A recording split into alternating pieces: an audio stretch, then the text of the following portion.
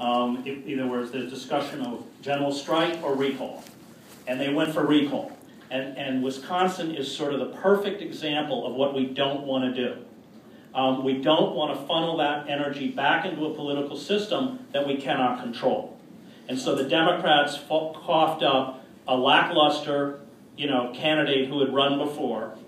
And you're right, Obama turned his back on the movement. And it's going to be very hard to demonstrate or bring back that kind of popular protest after the election, because it's going to look like sour grapes. It's going to, and I think that, look, it is not our job to take power. That's not our job. It is our job to fight for justice. And that means perpetual alienation of power, a constant antagonism with power.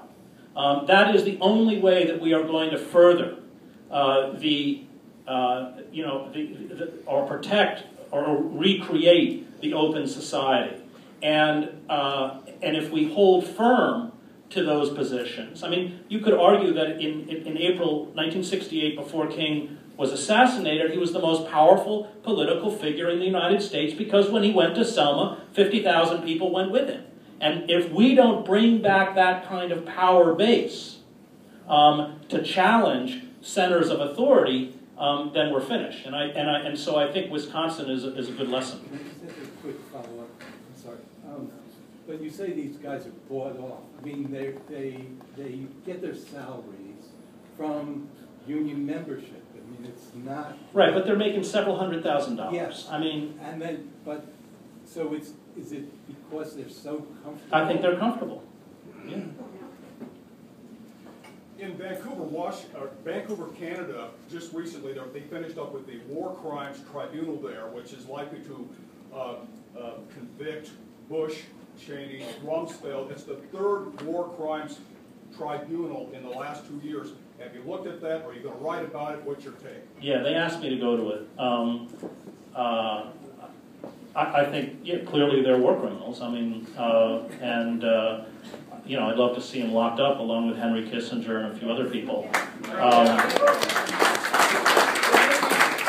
That can be the impetus for the thing that you're looking for, is to start there as a place to open this up. Right, but see the problem. I mean, one of the things that the establishment did to the Occupy movement is they kept saying, "What are your demands? What are your demands?" For me, the demands were completely clear. We want to reverse corporate power. And Crane Brinton, when he writes his great study of revolutions, Anatomy of a Revolution, and lists all of the criteria, which is, I just reread the book, which is worth reading because we meet all the criteria. The last one is that a revolutionary movement always makes a demand that the power elite can never agree to because it would mean their dissolution. And it was fascinating in Eastern Europe that as these regimes went down, whether it was in Czechoslovakia, whether it was in East Germany, once they realized they were weak, they suddenly began offering concession after concession after concession, unasked. I mean, if you remember December 21st, when Ceausescu was shouted down in Bucharest, he's so nonplussed by the crowd that he stops, he shows fear. His wife says to him, "Tell him you'll," comes over and whispers in his ear, "Tell him you'll raise their wages." As long as they think that we're compliant and disempowered, they're going to keep, they're going to keep abusing the power they have. It's only, look, Frederick Douglass wrote it. I mean, power concedes nothing without a demand. It is our job to build a mass movement to scare the shit out of them.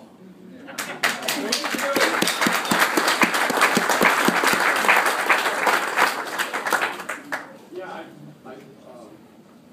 I heard you speak at the Veterans for Peace National Convention. That didn't go down real well. No, Sorry, I didn't like yeah, it. I know, but I was a Vietnam veteran. I just loved your talk. I think that one of the biggest issues I deal with as a Vietnam veteran who's been in the anti-war movement, has been arrested, thrown down by the police, pepper sprayed, tear gas, you name it, all that stuff. What bothers me is not the conservatives in this country, because they're going to think whatever they're going to think. What bothers me is the people the progressive people in this country who sit around and do nothing.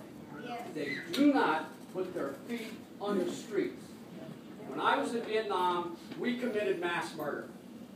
Okay? I was on fire bases that fired 155mm howitzer rounds into civilian targets. If I start talking about atrocity stories right now with Vietnam veterans I know, I would go on for an hour. But we have got to hit the streets. We absolutely have to hit the streets, and that's what Chris Hedges is saying. If we don't hit the streets, we're doomed.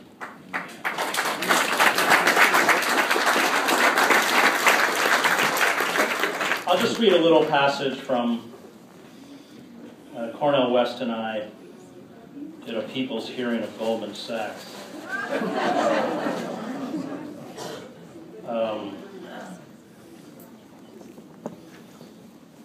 And the moral voices that I respect, Wendell Berry, Bill McKibben, Cornell, they all say precisely what you said, that it's civil disobedience.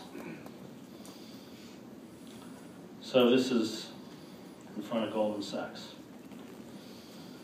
Faces appeared to me moments before protesters from Occupy Wall Street and I were arrested on a windy November afternoon in front of Goldman Sachs. They were not the faces of the smug Goldman Sachs employees who peered at us through the revolving glass doors and lobby windows, a pathetic collection of middle-aged fraternity and sorority members. They were not the faces of the blue uniform police with their dangling plastic handcuffs, or the thuggish Goldman Sachs security personnel whose buzz cuts and dead eyes reminded me of the Stasi. They were not the faces of the demonstrators around me, the ones with massive student debts and no jobs, the ones weighed down by their broken dreams, the ones whose anger and betrayal triggered the street demonstrations and occupations for justice. They were not the faces of the onlookers, the construction workers who seemed cheered by the march on Goldman Sachs, or the suited businessmen who did not.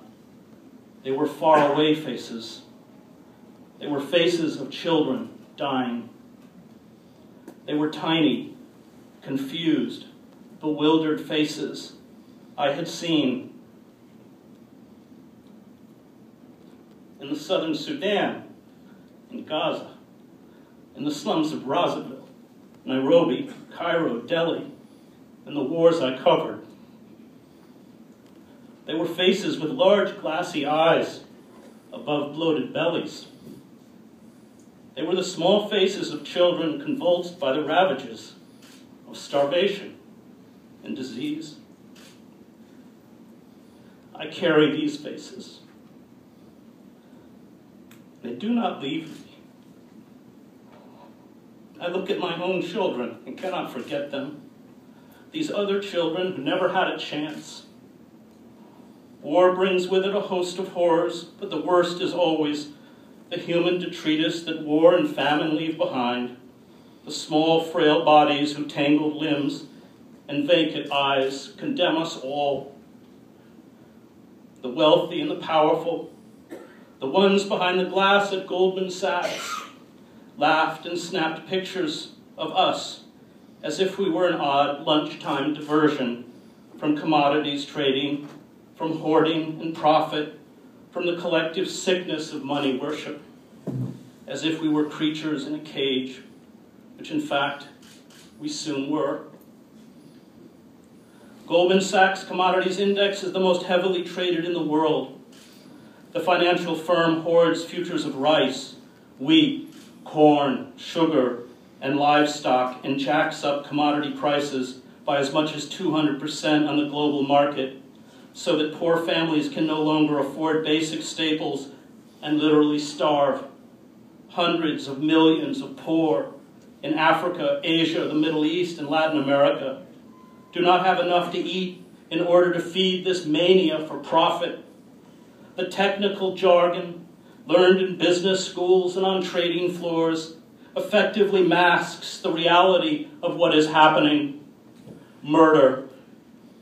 The cold, neutral words of business and commerce are designed to make systems operate, even systems of death, with a ruthless efficiency.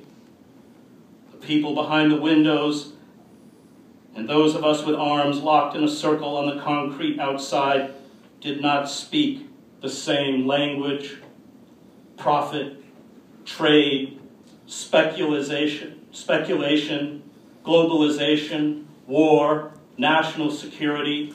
These are the words they use to justify the snuffing out of tiny lives, acts of radical evil. The glass tower before us is filled with people carefully selected for the polish and self-assurance that come with having been formed in institutions of privilege.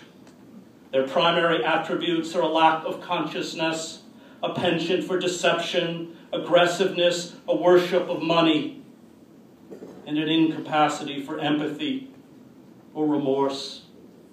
And it is always the respectable classes, the polished Ivy League graduates, the prep school boys and girls who grew up in Greenwich, Connecticut, or Short Hills, New Jersey, who are the most susceptible to evil. To be intelligent, as many are, at least in a narrow, analytical way, is morally neutral. These respectable citizens are inculcated in their elitist ghettos with values and norms, including pious acts of charity used to justify their privilege and a belief in the innate goodness of American power. They are trained to pay deference to systems of authority. They are taught to believe in their own goodness, unable to see or comprehend, and perhaps are indifferent to the cruelty inflicted on others by the exclusive systems they serve. And as norms change, as the world is steadily transformed by corporate forces into a small cobble of predators and a vast herd of human prey, these elites seamlessly replace one set of values with another. These elites obey the rules. They make the system work, and they are rewarded for this. In return, they do not question. We seem to have lost, at least until the advent of the Occupy Wall Street movement, not only all personal responsibility, but all capacity for personal judgment. Corporate culture absolves all of responsibility. This is part of its appeal. It relieves all of moral choice. There is an unequivocal acceptance of principles such as unregulated capitalism and globalization as a kind of natural law. The steady march of corporate capitalism requires a passive acceptance of new laws and demolished regulations, of bailouts in the trillions of dollars and the systematic looting of public funds, of lies and deceit. The corporate culture epitomized by Goldman Sachs has seeped into our classrooms, our newsrooms, our entertainment systems, and our consciousness. This corporate culture has stripped us of the right to express ourselves outside of the narrow confines of the established political order. We are forced to surrender our voice. Corporate culture serves a faceless system. It is, as Hannah Arendt wrote, the rule of nobody, and for this very reason, perhaps the least human and most cruel form of rulership. Those who resist, the doubters, the outcasts, the artists, the renegades, the skeptics, the rebels, rarely come from the elite. They ask different questions. They seek something else, a life of meaning. They have grasped Immanuel Kant's dictum, if justice perishes, human life on earth has lost its meaning. And in their search, they come to the conclusion that, as Socrates said, it is better to suffer wrong than to do wrong. This conclusion makes a leap into the moral. It refuses to place a monetary value on human life. It acknowledges human life, indeed all life, as sacred. And this is why, as Arendt points out, the only morally reliable people are not those who say this is wrong or this should not be done, but those who say, I can't. The greatest evildoers are those who don't remember. because they have never given thought to the matter. And without remembrance, nothing can hold them back, Arendt wrote. For human beings, thinking of past matters means moving in the dimension of depth, striking roots, and thus stabilizing ourselves so as not to be swept away by whatever may occur, the zeitgeist or history or simple temptation. The greatest evil is not radical. It has no roots. And because it has no roots, it has no limitations. It can go to unthinkable extremes and sweep over the whole world. There are streaks in my lungs, traces of the tuberculosis I picked up around hundreds of dying Sudanese during the famine I covered as a foreign correspondent. I was strong and privileged and fought off the disease. They were not and did not. The bodies, most of them children, were dumped into hastily dug mass graves. The scars I carry within me are the whispers of the dead. They are the faint marks of those who never had a chance to become men or women, to fall in love and have children of their own. I carried these scars to the doors of Goldman Sachs. I placed myself at the feet of these commodity traders to call for justice, because the dead and those dying in slums and refugee camps across the planet could not make this journey. I see their faces. They haunt me in the day and come to me in the dark. They force me to remember. They make me choose sides. There were times when I entered the ring as a boxer and knew, as did the spectators, that I was woefully mismatched. Ringers, experienced boxers in need of a tune-up or a little practice, would go to the clubs where semi-pros fought, lie about their long professional fight records, and toy with us. Those fights became about something other than winning. They became about dignity and self-respect. You fought to say something about who you were as a human being. These bouts were punishing, physically brutal, and demoralizing. You would get knocked down and stagger back up. You would reel backward from a blow that felt like a cement block. You would taste your blood on your lips. Your vision would blur. Your ribs, the back of your neck, and your abdomen would ache. Your legs felt like lead. But the longer you held on, the more the crowd turned in your favor. No one, not even you, thought you could win. But then, every once in a while, the ringer would get overconfident. He would get careless, and you would find deep within yourself some new burst of energy, some untapped strength, and with the fury of the dispossessed, bring him down. I have not put on a pair of boxing gloves for 30 years, but I feel this twinge of euphoria again in my stomach, this utter certainty that the impossible is possible, the realization that the mighty can fall. Thank you.